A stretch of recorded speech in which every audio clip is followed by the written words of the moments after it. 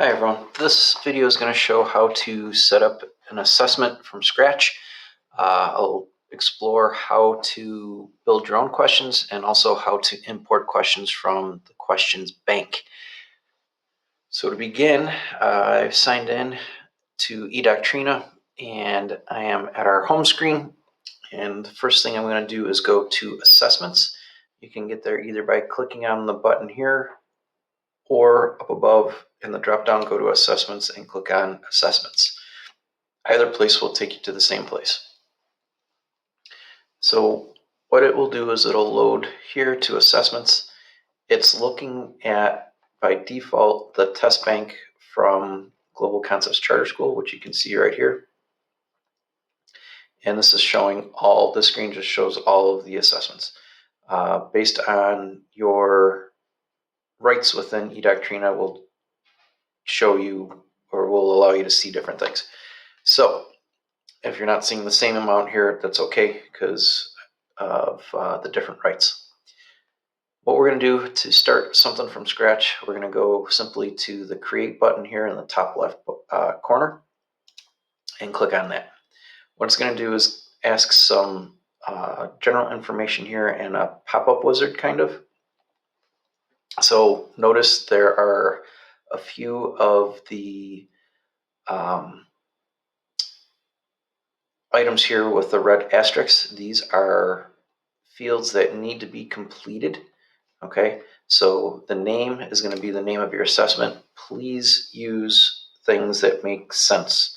Have the name relate to exactly what it is you're assessing, or your unit, or your topic at hand. Just don't call them like test 1, test 2, test 3, test 4. So give it something in the proper name that makes sense to what you're doing. I will do this test, demo test 2.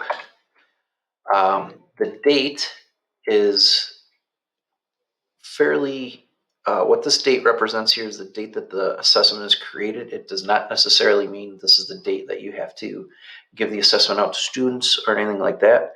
The only requirement for the date is that it be within the September 2020 to June of 2021 range, something within our current school year. So typically what I'll do is just leave the date as the date of creation. That's fine. Grade represents your grade level. You can pick as many grade levels as you need to. Okay, I'm using what's a sample teacher account. So, and it's set for the high school, so I'm going to do 9 through 12. So I'm just going to put in each of these tags. So what happens is whenever you click on a grade level, these become search tags for trying to find the assessment and filtering.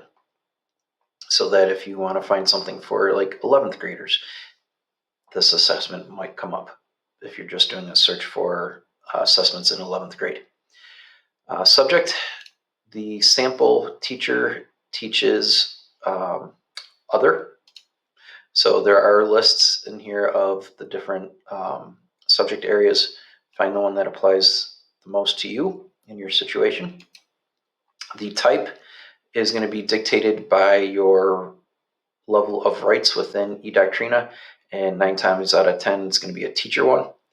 There are other ones. If you see when you scroll in here, you can pick those other ones, but like I said, 9 times out of 10 it's going to be a teacher type test. The type is related to who is giving the assessment. So, and like I said, 9 times out of 10 it's a teacher giving an assessment to a student. Courses and units we're going to leave blank for right now. They're not required. I'll show you about courses in a little bit. Let's see. So answer key only, build questions, build rubric. So these are our 3 options. For this video, this is going to be, I'm going to go build questions. There'll be separate videos for answer key only and also for building a rubric at a later date. So building questions, we're going to click on this It's going to then say, okay, what do you want to do? Where do you want to start, basically building your own questions or using the question bank? Because you can get to either area from here, but it's asking where do you want to start. I'm going to go with build my own questions first. Click on there. And then what this last pop-up deals with is how many questions would you like to add? And it defaults with 1, and it's a letter type with 4 choices. So it's a multiple choice with your options is A, B, C, D. The default correct answer starts at A, and the max points available are 1. Now you can leave this like this totally blank, or you can go in and customize a little bit. But the only thing I would customize on this screen is the amount of questions. So I know I want to add, we're going to do 3 questions from scratch, and then I'll show you how to add questions with the questions bank also. But we'll start with 3 questions. I can change all of the other options here later on, which is what I'll show you what to do in a little bit.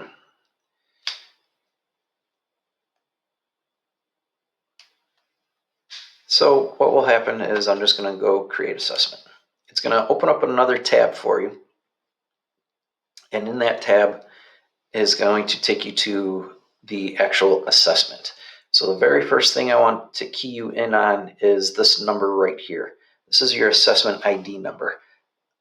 Best practice tip here is to use your assessment ID number for reference. So what I would do is start like either a Google spreadsheet or using Excel, but come up with a list of the name of your test and the assessment ID. Have those handy, because when you go later on to assign them online, or you need to pull data from that assessment, having the assessment ID number will pretty much guarantee you'll be able to find your assessment. There might be some problems if people happen to come up with the same name of an assessment. So that could cause some issues later on down the road. So that's why I always recommend use the assessment ID number. This is unique to your assessment. There's only one ID number attached to each assessment, so they're unique. Like I said, so there are some other things here in the general, the red asterisks from that pop-up wizard, this is where it is. So they're in here. The courses are over here. What you want to do though is you want to attach the course that this assessment is intended for to the assessment. So what you can do is over here on the right, this yellow area would allow you to search the different courses. What should happen though is based on your eSchool, or I'm sorry, not eSchool, but PowerSchool has a link between PowerSchool and eDoctrina, and what that does is that should show you all the courses you teach down here. If they're not here, you can search for them up here, and they're all listed up in there, and you can find your course. Just please make sure that you reference the proper course ID number, and to see that, look in your schedule in PowerSchool. So once you've found the course, all you're going to do is you're going to drag it from here and put it over here to the left. And what that does is that applies this course to this assessment. It just helps later on down the road when you go to assign it, and also when you are pulling reports for that assessment. Okay, some other things in here that you need to be aware of, some settings. So on the left-hand side here, underneath the general section, you have what's called access controls.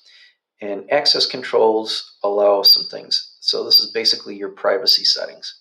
I'll not go over each one here. All I'll say is that the team can edit is what this allows you to do is if you have other teachers teaching the same course, this test by default, other members of that team would be able to edit this assessment. So if you don't want anyone to see it, or you don't want that to happen, you don't want them to be able to edit it, you can uncheck it. Some of the other ones are, this is the exclude from list option. So basically, by default, teachers can see each other's assessments. If you don't want if you don't want other teachers to see your assessment, you can uncheck that one. And the rest are, again, self-explanatory. Going back here to the right here, this is the units area. Units is another area of eDoctrina that we are not using currently. However, it is available. We're just not ready quite yet to roll out how it works and all that good stuff yet. But basically, think of it this way, is that you can structure learning units here in eDoctrina. Basically, it's a virtual lesson planner, and you can you can attach certain units to certain assessments if you want down the road. It's not a requirement, doesn't get in the way. If you don't have these in place, it does not interfere at all with giving assessments out to students right now. Okay, scrolling down, going back, I had 3 questions that I started out with that I wanted. They're blank right now, and you can see those questions here listed as 1, 2, and 3.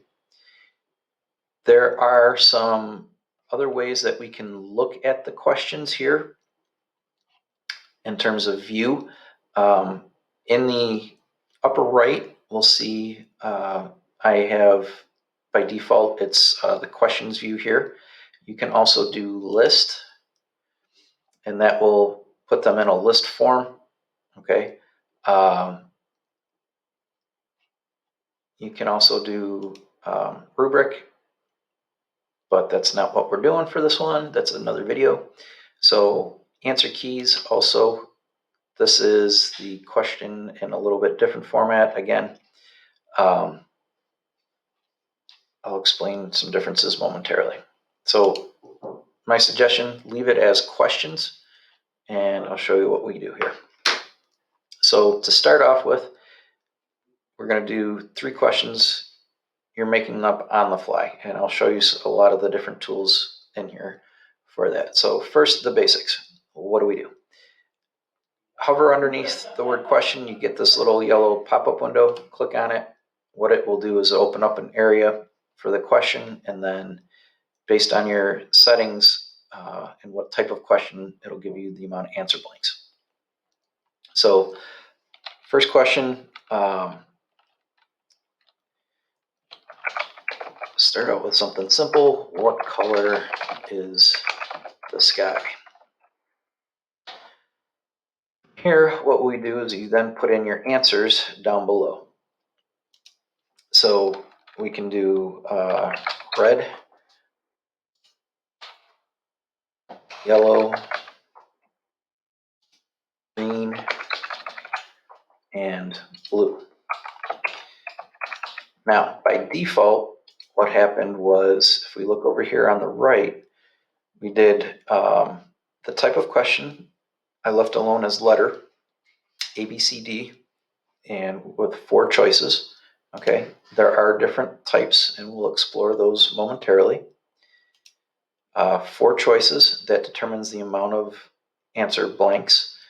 Single correct answer. This, if you click on it, you can have, for multiple choice questions, you can have a single correct answer, multiple correct answers where all of them are required, all correct are required, multiple correct answers with any of the correct required, multiple correct answers, partial scoring, and multiple correct answers, single response. So I'll just leave it alone as single correct answer. And by default, again, if you look on the other questions, the correct answer will always be A. Well, I don't want it to be A because I know the answer for this question has to be blue. So what do? So what I can do is there's 2 ways. I can just put the check mark here, and it will uncheck red, or the A option, and select it here. The other thing is over here under correct, you can select it here with the drop down. Okay. Special scoring, leave that alone as none. And then down here for standards, we want to always, always, always put a standard with a question. So what standards do we have available to us? Well, we've got a lot. So if we take a look here on the right, I have AP. So I have Advanced Placement Ones, American Association, AP Chem Standards, Common Core Math, Unwrapped, eDoctrina free items, Engage New York content. There are all sorts of standards. I'm going to go with New York State Learning Standards. And the subject I will select in this case is going to be, just for sake of argument, we're going to go with science, grade 9. And then for the standard itself, I can go with core curriculum grade level performance indicators. I can do earth science. There we go. Let's do earth science core curriculum. And then substandard. And you can go with that one.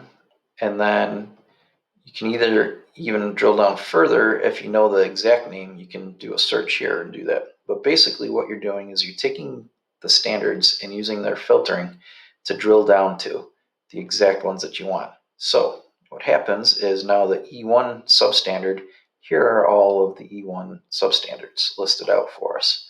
Okay. So once you have found what you're looking for, we take that, whatever standard applies to your question, you drag it over, and once you see the green area, it doesn't have to be exactly in this little corner here of standards. So long as you get the green area, just drop it. And what happens is that standard then gets placed here.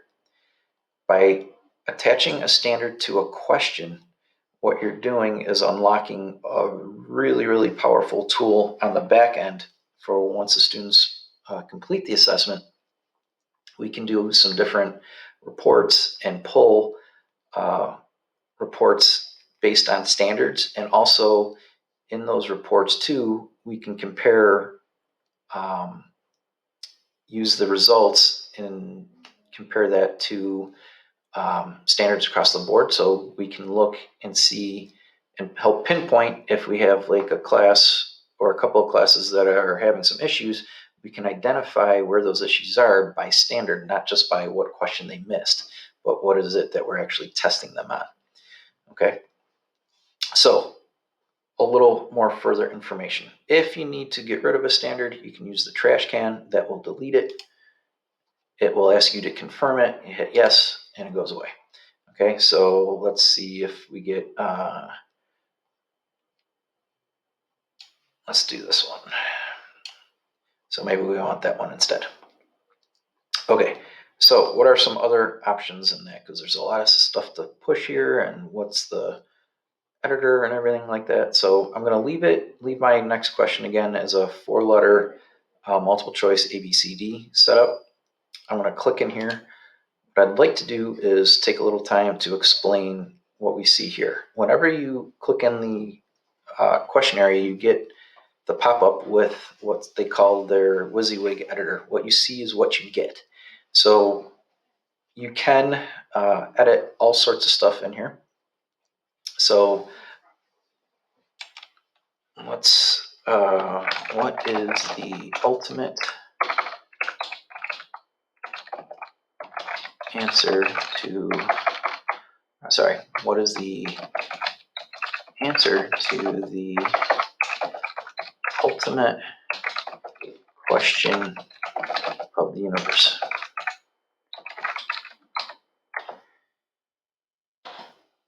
So if we want to do some editing, we can do, say, for example, we want to highlight ultimate and we want to make that bold or italicized, we can. So we can make it look like that. We can change the size of the font of the text. So we can have, there are different fonts that we can select from. So maybe I want to make it for Dana, and I want to increase the size to, say, 12. Notice, too, that it gives you the sizes and what it looks like at that size. Very handy feature. And then, let's see. We can do that. Over here, normal is the paragraphing format. So if you want it as headings, things like that, you have different headings available to you. And if your questions has some outlining things and you need it formally formatted, you can do that here too. There is an undo and redo buttons available to you here. Bold and italicize talked about. Underlining, you can have strike through for science and math people. We have subscripts and superscripts here. Quotes, you can do a block quote. You can also change the color for your text. So if I want to make it blue, I can make it all blue. I can also do the behind the color, or I'm sorry. So if I want to do, say, we'll manipulate ultimate again, I can do a highlighting color behind there and make that gray. So it looks like that. Okay. Undo that. Just leave it like so. There is the option for special characters, for inserting special characters. So if you click on that, you have all the different special characters that you could wish for. And those go in wherever your cursor is. So be careful of that. There's also, for math and science folks, the equation editor. So when you click on the check mark, it again pops up a full window here, and it gives you the different equation editor options in here. Just tab through to find some of the formats that you need, fill in the boxes, and then hit insert. So for example, if I want to do just a simple fraction, again, this is just for demoing purposes, 1/4, and then I can you type it in, hit close. Oh, hold on, where did it go? Try that again, sorry. We'll go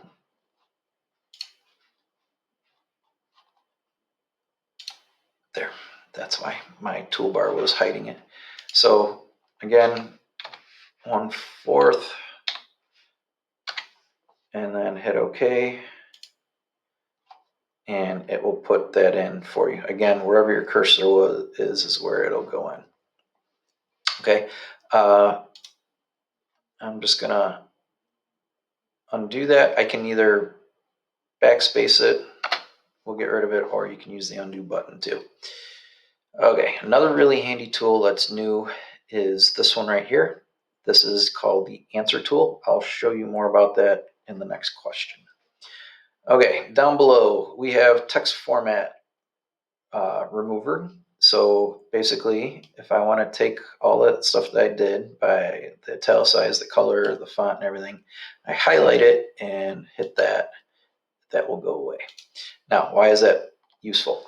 That button is super useful if you are copying, pasting questions in from another source. So maybe you have something on Google Docs, or you have something on a Word document. You can paste in all those questions too. And to make the formatting all the same, you just highlight it and hit the remove format, and that cleans up all the formatting issues. This is especially helpful, I've found over the years, with Word documents, because Microsoft Word tends to put in some extra stuff in the background that can sometimes interfere with the way you want the question to appear. Okay, bottom row stuff. We have, you can put in a numbered list, you can put in a bulleted list. We have indent, increase indent, decrease indent, which isn't available right now because I haven't done anything yet. We have justification, left, center, right, and the justify, depending on how you want your questions to look and how much info is in your question or how much text is in your question. You can add a link into a question. You can remove a link if once you have one in there. You can add an image. So I'll show you what that looks like. You can put in the URL. If you go to advanced, what I wanted to show you guys, sorry. Image info, you would need the URL. So that would look like this. You would need to get a new photo from somewhere. So if you do Google and go out to images, you can also do this with Drive if you have something stored, but I'll show you this way. So let's say a friend of mine just got a new Siberian Husky puppy, so we'll grab a picture of a Husky. So from here, let's get one. Let's get this one, something different. There we go. Let's get that from there. So if you right mouse click on the photo, you can get copy link address. So that's the URL. So if we go here and you paste in the URL and hit OK.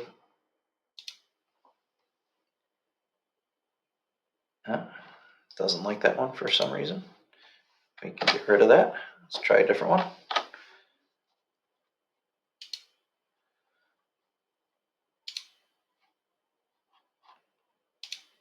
Let's see if we can get that one. Copy link address.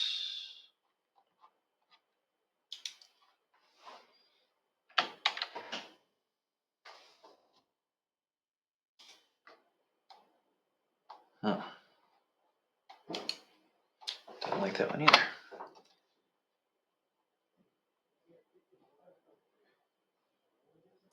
Okay, let's try something else. The other way you can do it is if you have the image saved somewhere, which is usually a little easier, is go here to upload image. So if we click up here, and then I have a whole bunch of images that I've saved here. Let's say we get there we go. So once you have an image in, you can make it smaller or larger by editing the grip points there. Likewise, if you want a little video clip, you can upload a video. You can also, and this is upload a video from somewhere that you have saved. So notice it opens up your file browser on the machine you're on. This button, embedded media from external sites, if you click on that, it's asking for a URL. Basically, if you have something from, as you see here, YouTube is the most prominent one. You can grab a YouTube video and plug it in there and upload a video that way too. So if you want the students to watch something and have a question about it, you can do that. Okay, going back. If you need to get rid of something, if you need to get rid of something, you can, wherever your cursor is, backspace, and it'll go away. The X will close the WYSIWYG editor. And from here, what we'll do is we'll just put in some of the answers here.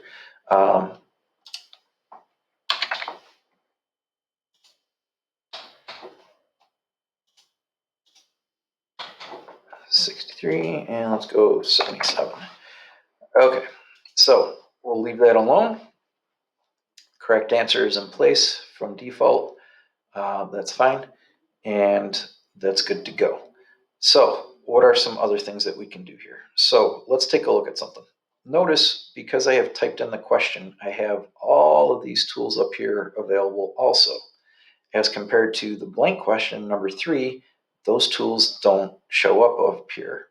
So how do we get them?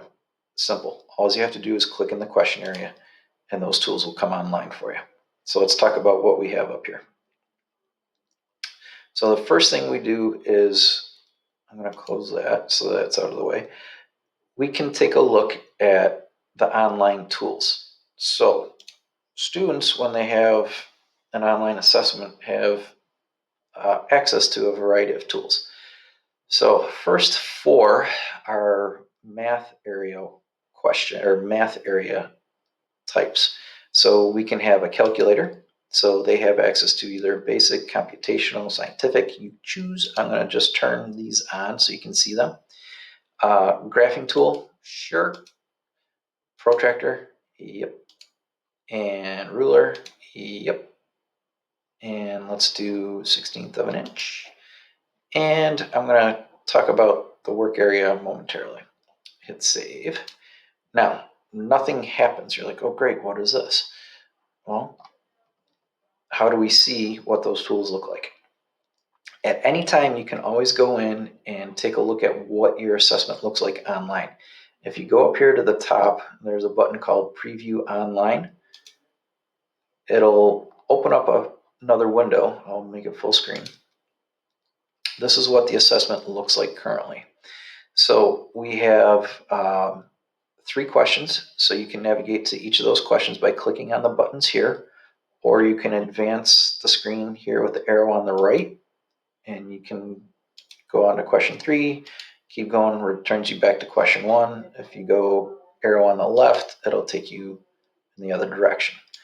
Okay, so let's take a look at question 3, because in that question, I had calculator, ruler, protractor, calculator to be available.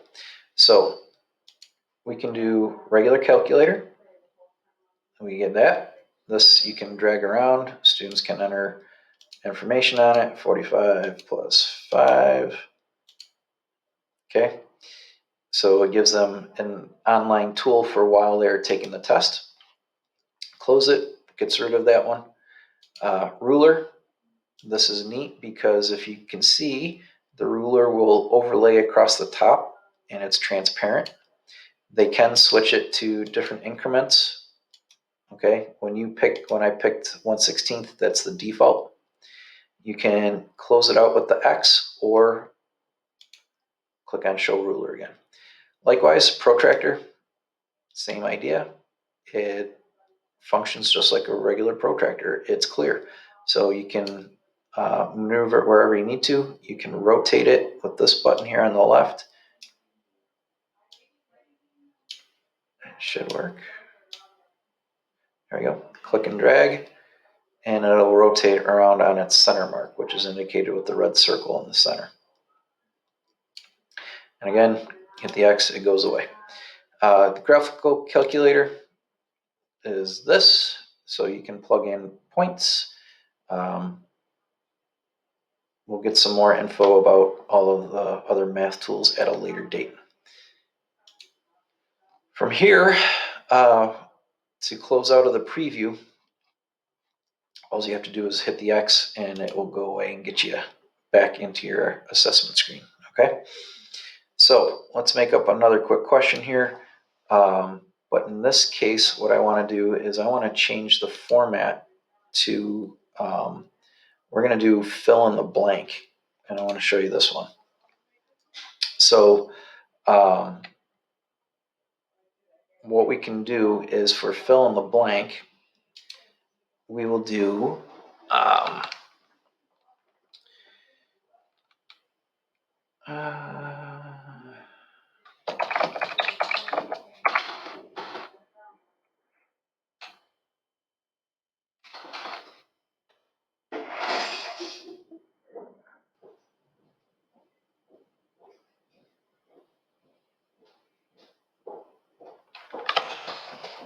cow jumped, oh, let's leave it blank. The cow blank over the moon. So what we can do is we're going to use the answer tool here, and we're going to ask it for input, okay? Fixed in pixels, what this does is this, you can use this to give your students a guide as to how large of a word is going to go here. So anywhere between like 50 and 100 is good. I'm going to do 75 pixel one. You can also put in a max character limit too. So that would help limit, if they go over, it'll warn them and say, hey, the word you're using is too large. So you can do that too as another way to help clue them in to an answer. And what it does is it leaves a box here for them to type in the answer. And then what's going to happen is over the moon.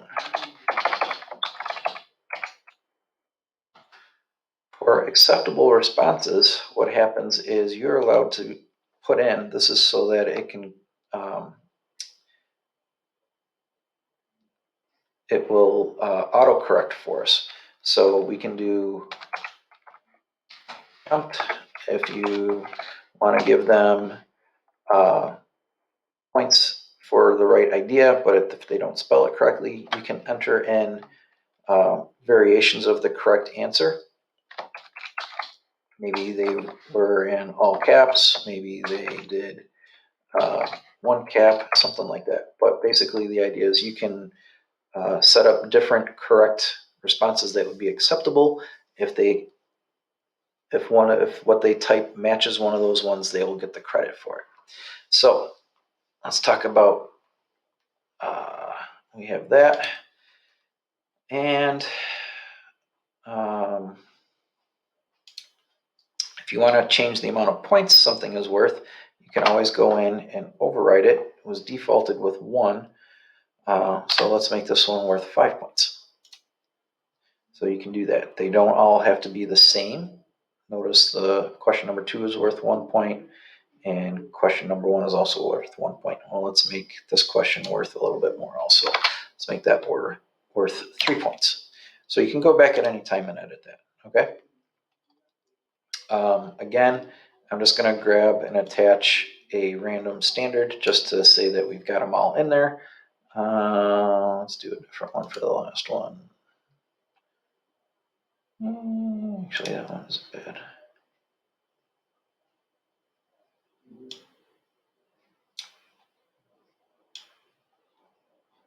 Again, as soon as you get the green, you can drop it in. It'll put the standard in where it belongs.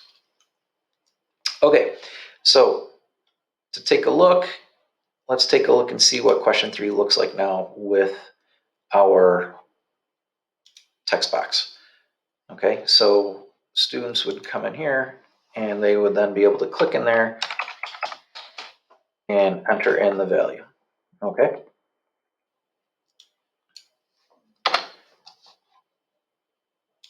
Close the preview window and bring us back to here. So to add questions from the question bank, which is the other part of what I wanted to show with this video, if we go over here to the top left and go to questions bank, okay, notice whenever we scroll through the questions, we have this row of buttons or column of buttons that are floating along with us. So what we can do is we can add a question bank question. So let me show you what that looks like. So what this does is it's going to open you on a new screen. It'll take your 3 questions that we already have and put them in here on the left. Okay, so what we're going to do is we're going to add some other questions. Now, eDoctrina's got lots of questions available for us. All right, so easier way to do this is if we go into the advanced filtering settings. And what happens is we can then set some stuff up. So one of the most common things people ask me about is, oh, how do I get to the Regents questions? Okay, so let's take a look at that. eDoctrina free items. And if I want to see Earth Science, I can type in Earth Science here, and it will filter down to different Earth Science exams. So we have Regents exams from August. I If I continue down, it should give me January and then June's.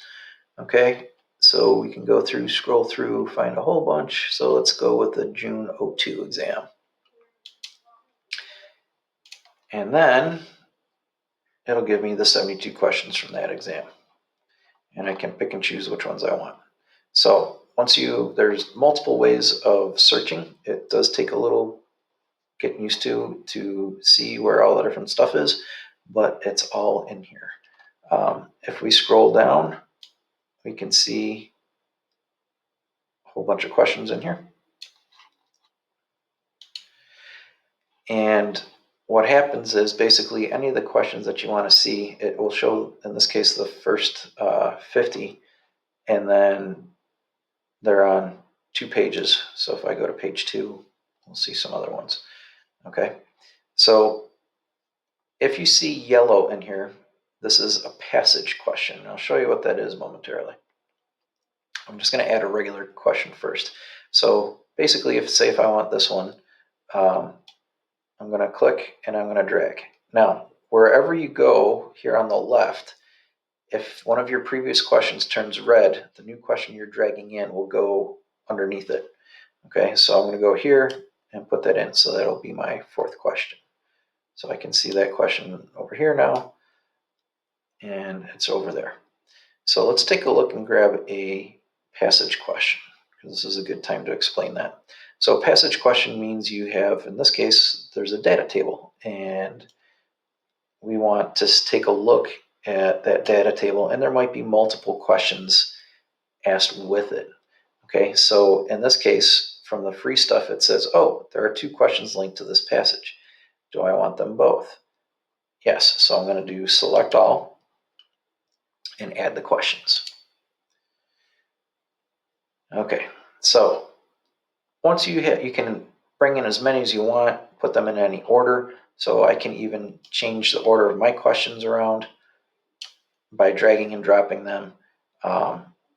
So you can maneuver your questions however you want here. To get back to the assessment editor, top right-hand corner, return to assessment editor. That gets you out of the questions bank and back into your assessment. So I added 2 questions, actually 3 altogether. One was a passage with 2 questions. So 1, 2, 3 questions. Here's the 4th one that I added from the question bank. And then here's the passage. Okay, so what happens is, notice I have question 5 and question 6, but they both have the word passage right here. Okay, and what that does is these are linked. So we have the passage itself here with a question, and then underneath, same passage with that. So it takes that passage, and actually there's 2 other ones, or a 3rd one. So there's 3 questions that go with this passage. From the one I picked, there were 2 other additional ones. So what does this look like on the student end? So when we preview it, what happens is this. I'll make it full size. So if I go to question 5, here is the passage, okay? And when I go to the next, notice it put in this extra column. When I go to the next question, there's question 6, the passage still stays put. Question 7, the passage still stays put. Okay, when I go to question 1, now the passage is gone, and I'm back at my first question. Okay, and yes, I rearranged this one so that one originally was in question 3. I moved that up to question 1 position.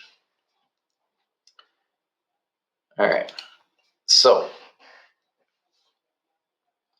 you can also create your own passage question if you like. And to do that, we go here to the left and add passage. Okay, so what it wants to know first is how many questions you'd like to combine. We'll just say 2, and I will proceed.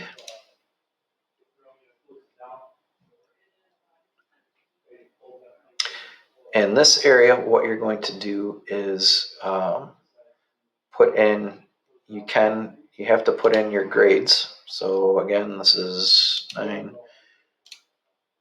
Let's just make this 10. We'll do it the right way. 11. Oop, not 8. Get rid of that one. 11 and 12. So your passage goes here.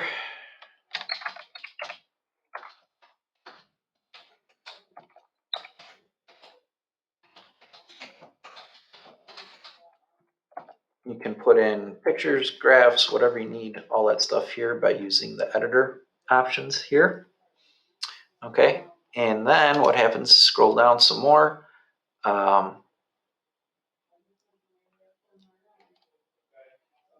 And then your linked questions would go here. So, oh, I grabbed that one. I didn't want that. Hold on, guys. Let me do something. Cancel and close. So if you want to add your own custom passage, what we would do is over here on the left, we're going to go to Add Passage. And what this is asking here is if you want to add a passage to a question that you've already created. Okay, I don't want to do that because this is going to be something totally from scratch. So I'm going to go Proceed. And what it will do is open up another window. Okay, let me make it full screen so we can see this.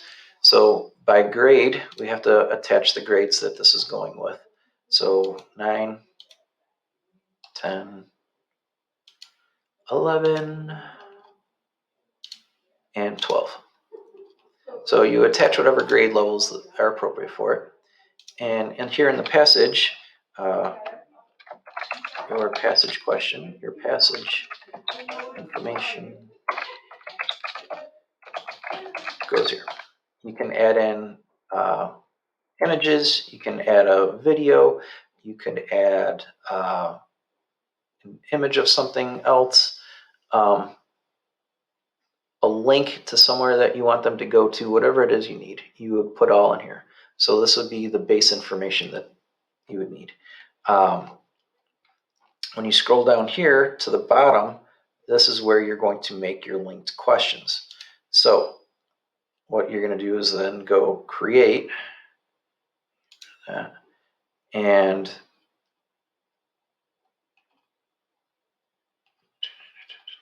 we're going to, let me just make sure everything is points. Okay, so what you have to do is tell how many points they're going to be. So let's make them, this for this first question is going to be worth 3 points. And let's make it, if you want, you can do teacher scored as the type of question. And what that will do is allow you to go in and read their answers, and then you can do a manual score. All right, if you do select teacher scored, that means you're manually correcting. If you don't want to do that, change it. So let's make it, again, we can do, we'll just do true, false. Okay, and by default, true is going to be the correct answer. Again, you can change that here if you need to, but we'll leave it as true. And then again, this is where you would add your standards for it. For here, let me blow this up. So here is where you'd put the question.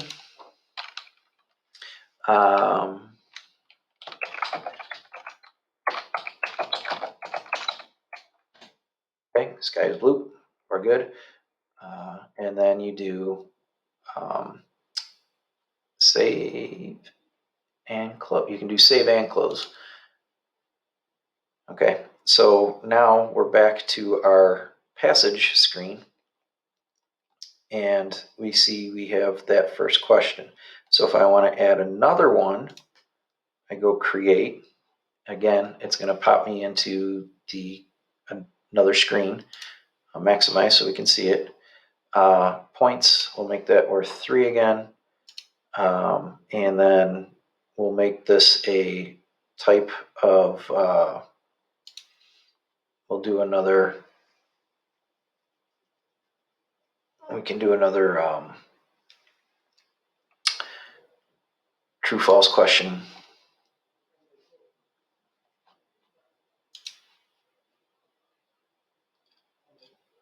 And we can go, stars are bright. Okay, you put your question down there.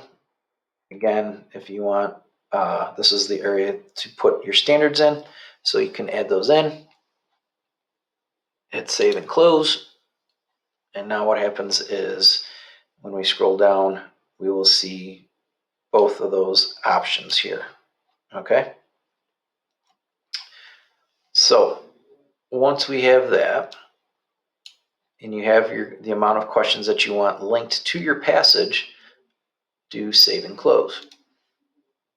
What that will do is then bring us back into the main assessment.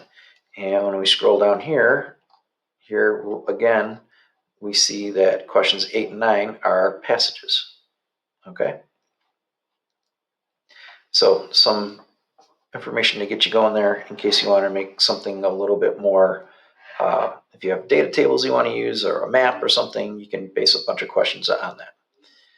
So scrolling down past all of this, we come to the next section, which is called online settings. Okay, right here. So in the online settings, we have a whole bunch of things we can mess with. So let's take a look at it one by one. The layout view is defaulted to the New York State computer-based testing. So it models the look and feel of what the students in grades 3 through 8 see when they would do their assessments online. And for our K to 8 building folks, I would definitely recommend leaving it there. Some options though for you if you don't want to use that one, I would recommend page locked. Okay, now what that does is that it is one question per page and the students can't change the viewing.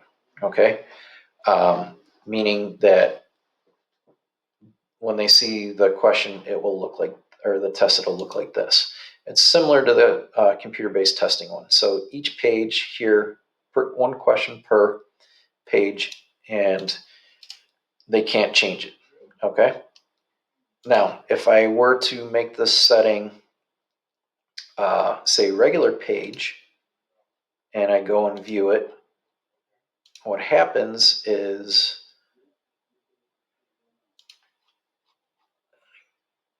get rid of that.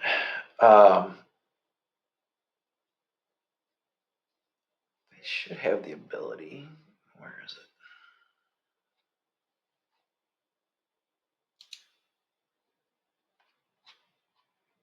No, they should have reading ruler, magnifier.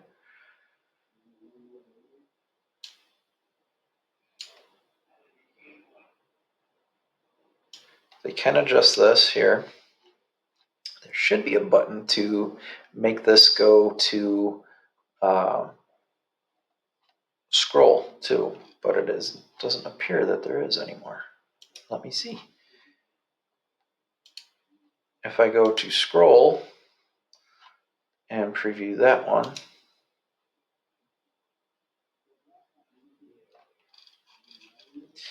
I know why.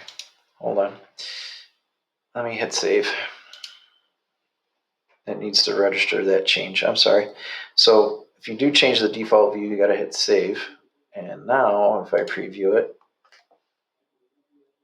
there we go. So this is what scroll looks like. So scroll is each question in order, and then you scroll down the page to answer them. For some people, that might be really confusing and distracting. So I always, and here's the option where you can change it to page over here. And now that's back to that view. Okay. So I recommend one of two for my questions. I would either use the page locked or the CBT locked. Okay.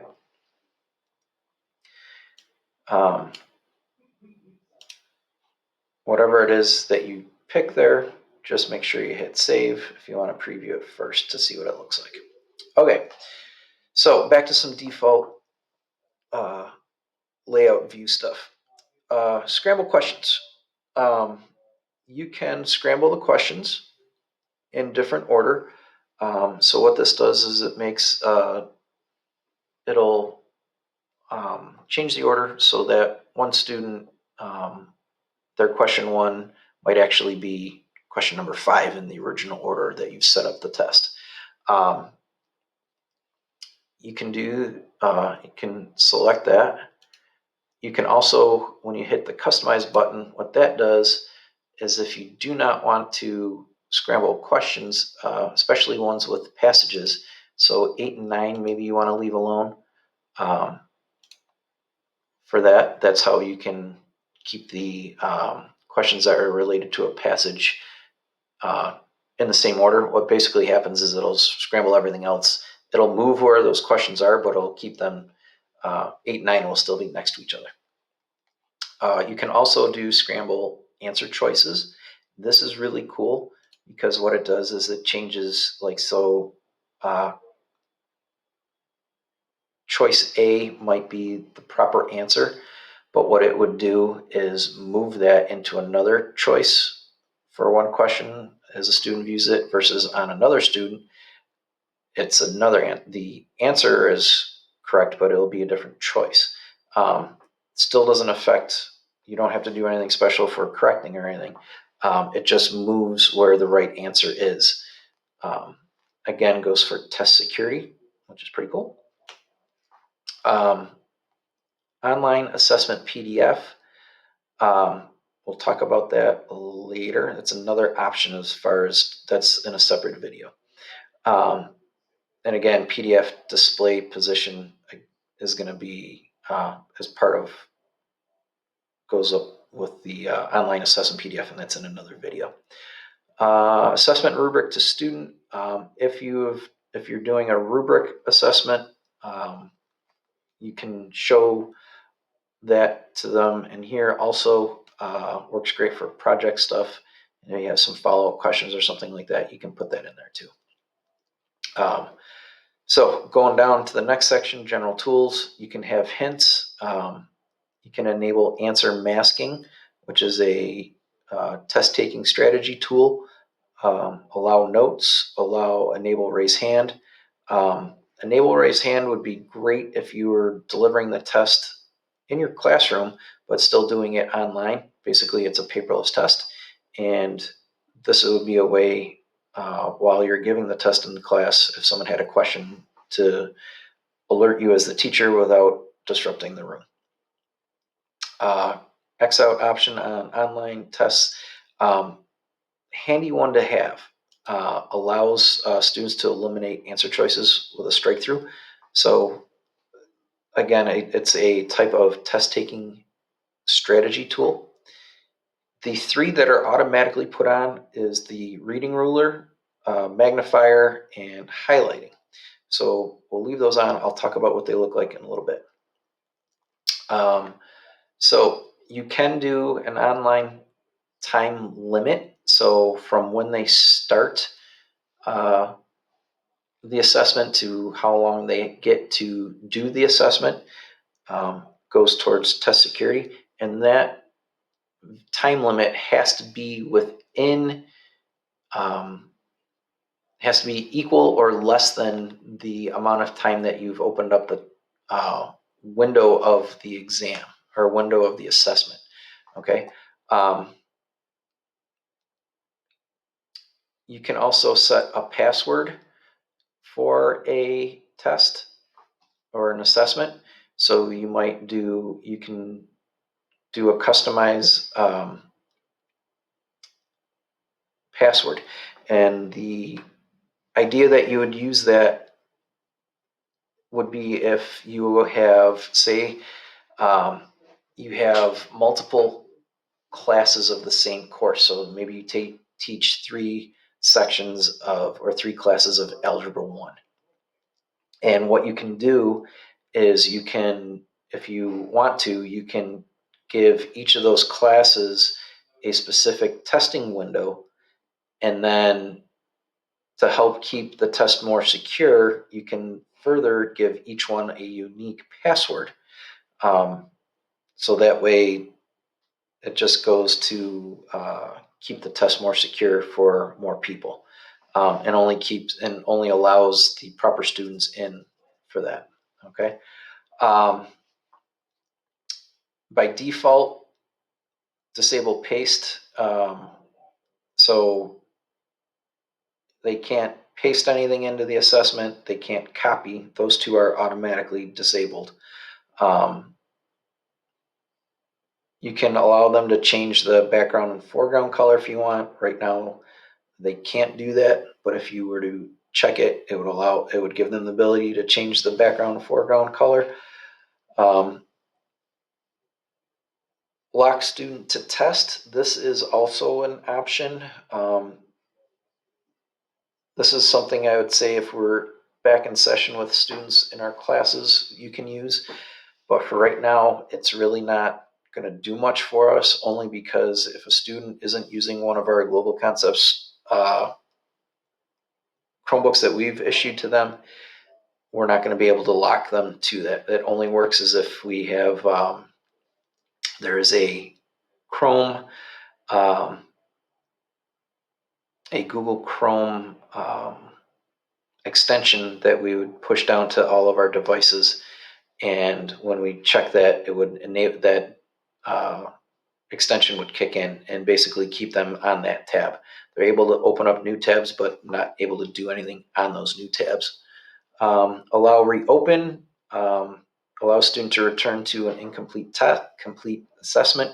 Again, test security. Do you want them to be able to do that? That's up to you. I would uncheck that one. I would check on results visible online. Okay, what this does is this will allow the students, if you have your test set up, to see, especially if it's auto-corrected, as soon as everything is corrected, they're able to see that. Check the other video about assigning assessments online to see what that would look like for them. You can also do manually post results online. So if you had a bunch of teacher scored stuff, once that was, basically this would alert them if you had to go in and manually correct a bunch of stuff. As soon as that was saved, they would be able to see their stuff. So you can check those two. Let's see. Don't worry about that one. Customize options for individual student report. Email teachers when done. What this does is if this will send you an email notification as soon as someone has completed an assessment. Hide camera in the WYSIWYG editor. There is the ability to take pictures from their Chromebook of stuff. So if they doodled something on paper or use it as scrap and they want to submit that as part of an answer, they'd be able to do that. However, if you don't want them to be able to access the camera while they're on an assessment, you would do check that and do hide camera in WYSIWYG editor. Okay, some other things. Student tools, they have the math tools. So calculator, graphing tool, protractor, ruler. This sets up some of the default settings, whether or not you want them to be in there or not.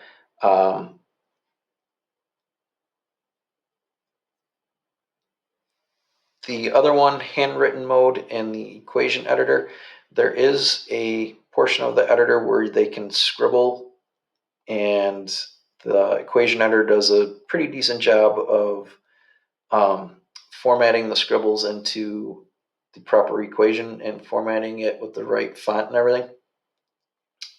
So definitely something to mess around with.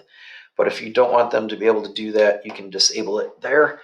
You can enable spell checking for them. For some, depending on the course, you may want to enable Google Translate for them. If you have stuff that is text to speech, and the answer for all you special ed teachers out there, yes, you can have assessments read to them here. And basically it can read the test if a student needs that accommodation. And there are a whole bunch of different voices here for you. If you need help with that, please give me an email and we can work on that individually. Okay, so a lot of online settings. That covers the pretty much vast majority of them. So once you are done making your changes in there, hit save, just so you have it. Print settings, we are not going to worry about that because we are not printing these things out. General instructions, okay. Basically what this is this would be instructions at the top of your assessment if you wanted to give any hints, tips, reminders, any information that you want the students to be able to see and have, you can do that and put them in here. The other part is you can also do a audio instruction, so you can record the audio here for that. So you can give them verbal commands and they'd be able to listen to that.